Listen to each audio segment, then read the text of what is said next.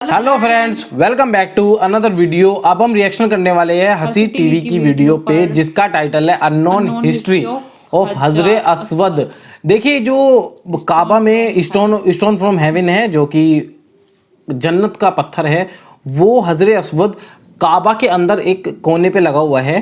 तो उसी के बारे में अननोन हिस्ट्री है, उसकी क्या क्या, वो कैसे हिस्ट्री पूरी की पूरी। देखिए, फैक्ट्स तो हमने सुने हुए हैं उसके, कहाँ कहाँ लगा हुआ है, कैसे कैसे गया हुआ है, लेकिन जो हिस्ट्री है वो कैसे धरती पे आया, क्योंकि जाहिर है उसे जन्नत का पत्थर कहा गया है।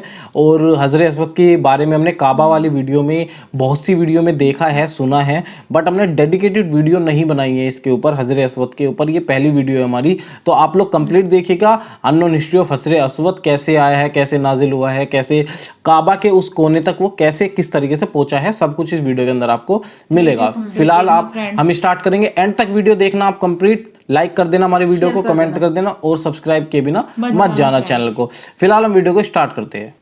अस्सलाम वालेकुम दोस्तों, मेरा नाम है हसीब शफकत और आप देख रहे हैं हंसी टीवी।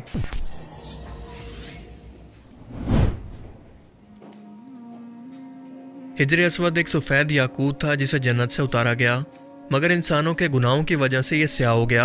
पहले सफ़ेद का। तिरमिज़ी शरीफ की एक रिवायत है कि हिजरे अस्वद और मकाम इब्राहिम जन्नत के याकूतों में से दो याकूत हैं, और अगर अल्लाह ताला इनकी रोशनी को ख़त्म ना फरमाते तो ये पूरी ज़मीन व आसमान को अपनी रोशनी से रोशन कर देते हैं। इस्लामी रिवायात के मुताबिक जब हज़रत इब्राहीम अलैहिस्सलाम और इनके बेटे हज़रत इस्माइल अलैहिस्सलाम खाना काबा की तामीर कर रहे थे, तो जिब्राइल अलैहिस्सलाम ने यह पत्थर इन्हें जन्नत से ला कर दिया, जिसे इब्राहीम अलैहिस्सलाम ने अपने हाथों से काबा की दीवार के अंदर नस्ब किया।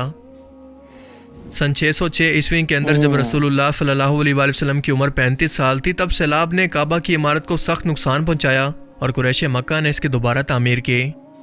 लेकिन जब हिजरे अस्वद को रखने का मसला आया तो तमाम कबाइल आपस में झगड़ पड़े, क्योंकि हर कबीले की यही ख्वाहिश थी कि ये सआदत उसे ही नसीब हो।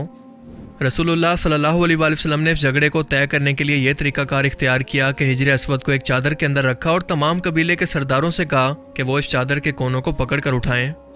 लिहाजा सब ने मिलकर इस चादर को उठाया, और जब यह चादर इस मकाम पर पहुंची जहां पर इसको रखा जाना था, तो आप सल्लल्लाहु अलैहि वसल्लम ने खुद अपने मुबारक हाथों से इसको काबा की दीवार में नस्ब किया।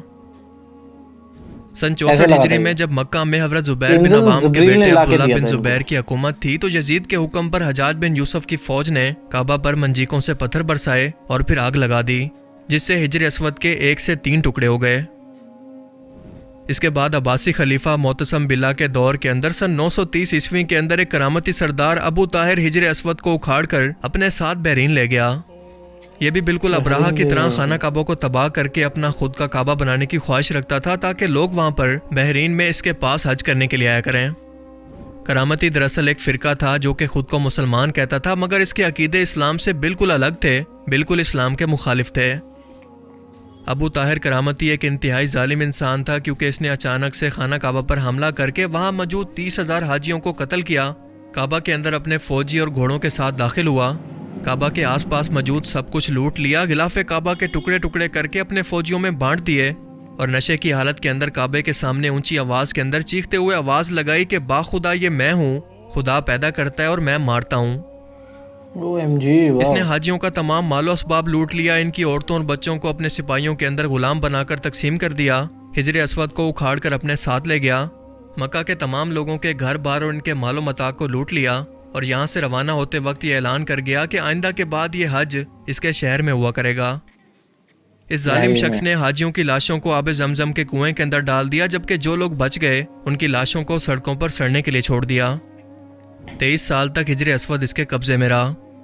इसने बहरीन में ही खुद का महल बनवाकर इसे वहां पर नस्ब किया और इसे दारुल हिजरा का नाम दिया, और लोगों को हुक्म दिया कि वो यहाँ पर हज करने के लिए आया करें। मगर ये अपने मकसद के अंदर कामयाब ना हो सका, क्योंकि लोग अब भी खाना काबा के अंदर ही हज करने के लिए जाते रहे और हिजरे अस्वद की खाली जगह को चूमते रहे। बाद में 23 साल के बाद फातमियों की मदाखलत की बदौलत अब्बासी हुकूमत ने भारी तवान देकर आखिरकार इसे वापस लिया। इसकी वापसी का वाक़या भी एक मौजज़ा था। दरअसल हुआ कुछ यूं कि जब करामतियों से हिजरे अस्वद का मुतालबा किया गया, तो इनका कहना था कि वो पत्थर तो हमारे बाकी पत्थरों के साथ मिक्स हो चुके हैं, इनमें से हिजरे अस्वद को अलग करना हमारे बस की बात नहीं, लेकिन अगर तुम्हारे पास कोई अलामत है तो बेशक इसे तलाश कर लो। लिहाजा जब उलमा कराम से इसके बारे में मशवरा किया गया तो उनका कहना था कि हिजर अस्वद क्योंकि जन्नती पत्थर है और जन्नत को फना नहीं है, ना ही इसको कोई आग छू सकती है। लिहाजा इन सब पत्थरों को आग के अंदर डाला जाए और जो पत्थर भी इस आग के अंदर पिघल जाएं या फट जाएं वो हिजर अस्वद नहीं हो सकते, और जो बच जाएं वही असल हिजर अस्वद हैं। लिहाजा बिल्कुल ऐसे ही किया गया और इस तरीके से हिजर अस्वद को बिल्कुल अलग कर लिया गया। अल्लाह ने सिर्फ 38 साल की उम्र के अंदर अबू ताहिर को ऐसी इबरतनाक मौत दी कि चिचक से इसकी मौत के वक्त कीड़े इसके जिस्म के तमाम गोश्त को नोच नोच कर खा चुके थे। इसका जानशीन सनबर इब्नुल हसन करामती 20 मई 951 को हिजर अस्वद लेकर मक्का आया। इस मौके पर मक्का के हुक्मरान जाफिर मोहम्मद इब्ने अब्दुल अजीज भी मौजूद थे, जिन्होंने देखा कि हिजर अस्वद को चांदी की तारों से बांधा हुआ है क्योंकि अब तक इसके ऊपर 5 दरारें पड़ चुकी थी। दूसरी किताबों में आता है कि इस वक्त के अब्बासी खलीफा अल मुक्तदर ने करामतियों को हिजर अस्वद वापस करने के लिए 50,000 दिरहम की पेशकश की थी, जो कि उन्होंने ठुकरा दी। हिजर अस्वद की गैर मौजूदगी के तकरीबन 23 सालों के दौरान हज बड़ी हद तक बंद रहा, क्योंकि करामती हाजियों के काफिलों को भी रास्ते में ही लूट लेते। 363 हिजरी के अंदर हिजर अस्वद के साथ एक वाकया पेश आया कि जब सब मक्का के लोग सो चुके थे तो एक रूमी ने आगे बढ़कर हिजर अस्वद पर कदाल का वार किया, जिससे इसको काफी नुकसान पहुंचा।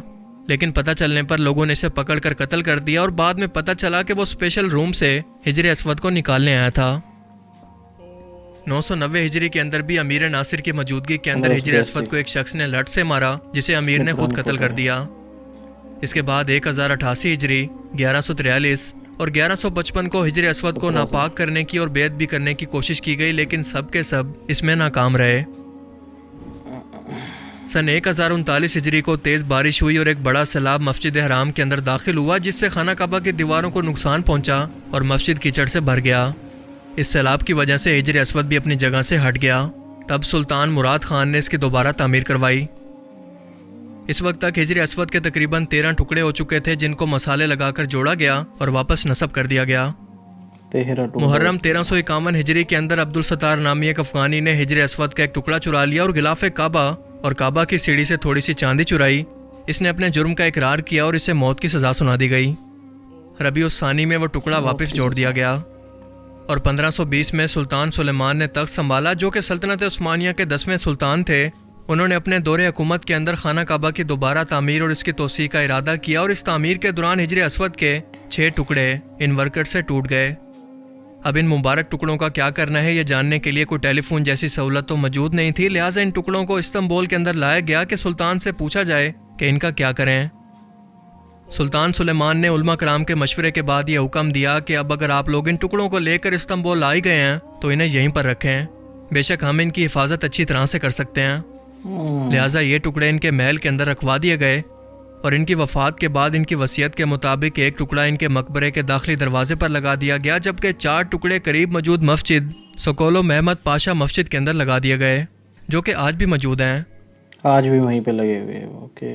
तारीख में इस तरह के कई वाक़यात की वजह से हिजर अस्वद इस वक्त 8 टुकड़ों के अंदर तकसीम होकर खाना काबा की मशरकी साइड के अंदर स्टील के एक फ्रेम के अंदर मौजूद है, जहाँ पर हुजाज कराम या उम्रा करने वाले लोग अपने तवाफ़ का आगाज़ भी करते हैं और इख्तिताम भी। इस मुकद्दस जन्नती पत्थर के काला होने के पीछे हिकमत यह थी कि अल्लाह ताला इंसानों को ये बताना चाहते थे कि जिस तरह से जन्नत से आया हुआ एक पत्थर भी इंसानों के गुनाहों से दुनिया के अंदर काला हो सकता है, तो इंसान का दिल, उसका इंसान के खुद के गुनाहों से क्या हाल होता होगा। इसके अलावा हिजर अस्वद इंसानों के ना किसी नफ़े का मालिक है और ना किसी नुकसान का। इसकी अहमियत सिर्फ इसलिए है कि इसकी निस्बत रसूलुल्लाह सल्लल्लाहु अलैहि वसल्लम से जुड़ी है और इसीलिए रसूलुल्लाह की सुन्नत के मुताबिक हर मुसलमान इसे बोसा देकर आपकी इस सुन्नत पर अमल करते हैं। यानी मुसलमान इस पत्थर की ताज़ीम करते हैं, इसकी इबादत नहीं करते। और ऐसा हो भी नहीं सकता, क्योंकि अगर किसी भी पत्थर की या किसी भी बुत की इबादत करनी होती है तो वो आपके सामने मौजूद होता है, जबकि हिजर अस्वद कम से कम 5 फीट ऊंचाई पर मौजूद है। और अगर यही लॉजिक मान ली जाए कि मुसलमान इस पत्थर की इबादत करते हैं, तो क्या यहूदी दीवार गिरिया के सामने जो रो रो कर माफिया मांगते हैं, तौरात की तिलावत करते हैं, तो क्या वो इन पत्थर की दीवारों की परस्तिश करते हैं? हम जानते हैं कि ऐसा नहीं है। रसूलुल्लाह सल्लल्लाहु अलैहि वसल्लम की वाज़ेह तरीन हदीस मुबारका के मुताबिक इस हिजर अस्वद यानी काले पत्थर को जन्नत से ज़मीन पर भेजा गया, जो 7 आसमानों के ऊपर मौजूद है। इसका असल रंग इंतहाई सफ़ेद था। इस पत्थर की बनावट को देखकर कोई भी एस्ट्रोनॉट ये बता सकता है कि यह पत्थर ज़मीन पर दरअसल मौजूद ही नहीं है, बल्कि खला से मेट्रॉइड की शक्ल में किसी टाइम में ज़मीन पर भेजा गया। खास तौर पर जब आप इसका मवाजना आसमान से आने वाले दीगर मेट्रॉइड्स और एस्ट्रॉइड से करें तो। हैरत अंगेज तौर पर अगर आप इस पत्थर की टाइम टू टाइम ली गई तस्वीरों को देखें तो आपको पता चलेगा कि वक्त के साथ साथ इसका रंग स्याह यानी काला तरीन हो रहा है, जबकि इससे पहले कोई कैमरा या कोई रिकॉर्ड मौजूद नहीं है जो कि इस बात को कंफर्म कर सके कि ये असल में वाकई सफ़ेद था जब इसे आसमान से उतारा गया। तो क्या ये महज इत्तफाक हो सकता है? और इसकी यही खसूसियात इसे ज़मीन पर एक मौजज़ा साबित करती हैं जिसके बारे में अल्लाह के रसूल सल्लल्लाहु अलैहि वसल्लम ने जो कुछ भी फरमाया बेशक वो एक एक लफ्ज़ सच है। अल्लाह ताला हमें समझने की और नेक अमल करने की तौफीक अता फरमाए, आमीन आमीन। वाओ। एक्चुअली देखिए इस वीडियो के अंदर हजरे अस्वद के बारे में काफ़ी कुछ कहा गया है और इन्होंने हजरे अस्वद को इतना नुकसान किया है लोगों ने, मुझे समझ में नहीं आ रहा। कोई चीज़ इतनी प्यारी है, इतनी खास है, जन्नत का पत्थर है कहा गया है, फिर भी इस तरह की चीज़ें हो रही है उसके साथ। तो ये मुझे कुछ समझ नहीं आती चीज़ें, ऐसा कैसे हो सकता है? मतलब लोगों ने इतनी बार नुकसान करने की कोशिश की है, इतनी बार इस पे हमले हुए, इतनी बार वार किया है, इसके कई टुकड़े हो गए हैं। देखिए नेचुरल डिजास्टर जो हो रहे हैं जैसे बारिश तेज आना, बाढ़ आना, उसमें हजरे अस्वद का नुकसान होना, किसी भी चीज़ का नुकसान होना, वो तो ऊपर वाला ही करता है, ऊपर वाला एक कर सकता है, उसके हाथ में सब कुछ है। जैसे कोई नेचुरल डिजास्टर होता है, भूकंप, तूफान, आंधी, बाढ़, ये सब चीज़ें ये इंसान के हाथ में नहीं होते, लेकिन इंसान खुद आके तोड़ रहा है इसको, इसके कहीं कहीं टुकड़े हो रहे हैं, इतने हमले, ये कुछ समझ नहीं आती मुझे चीज़ें, ये अच्छी बात नहीं है। कोई चीज़ इतनी खास है तो उसको संभाल के रखनी चाहिए, तो यही चीज़ें हैं। और ये जैसे कहते हैं कि इस पत्थर का जो मेन रीज़न है कि गुनाहों की वजह से ये काला हो गया है, तो इंसान का अपना दिल उसके गुनाहों की वजह से किस तरह से काला होता होगा। मैसेज बहुत प्यारा है ये, मतलब लॉजिकल लगता है, अच्छी वीडियो है। आप लोग शेयर कीजिए वीडियो को, प्लीज लाइक कीजिए, कमेंट कीजिए, सब्सक्राइब जरूर कर लेना। Thank you for watching this video. मिलते हैं आपसे इस तरह की नेक्स्ट वीडियो में, तब तक के लिए tata bye bye and take care.